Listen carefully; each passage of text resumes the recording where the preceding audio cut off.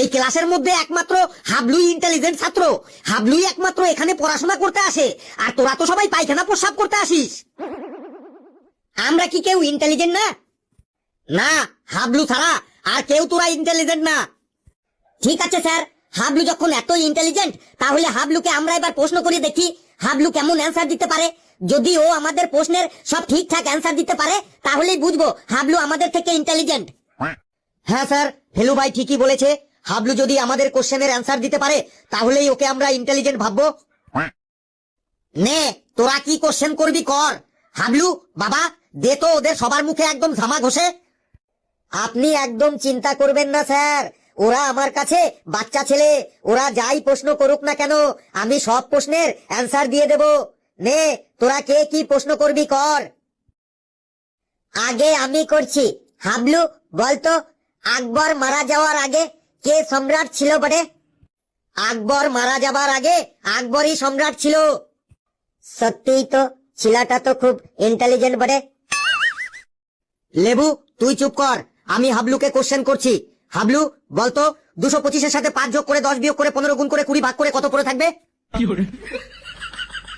165 পড়ে থাকবে।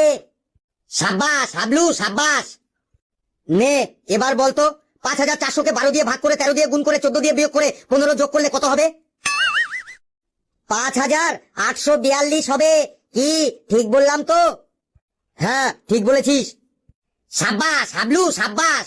হাবলুকে তোরা হারাতে পারবি না কোনো কিছুতেই।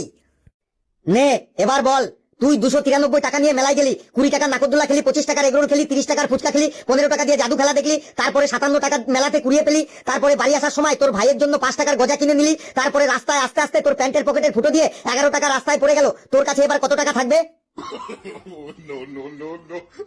কামন হাবলু, কামন, চুপ করে থাকিস না, উত্তর দে। আমার কাছে আর 244 টাকা পড়ে থাকবে। কি ঠিক বললাম তো? যা, ঠিকই বলেছিস। Excellent, excellent, just amazing. দেখলি তো হাবলু কেমন ইন্টেলিজেন্ট।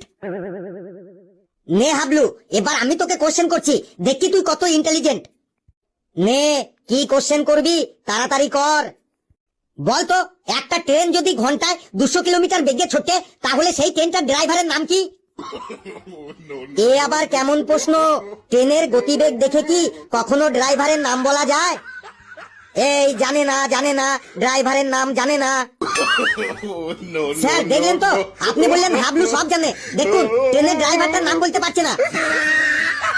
তুই এসব কি প্রশ্ন করছিস যার কোনো মাথা মুন্ডু নেই?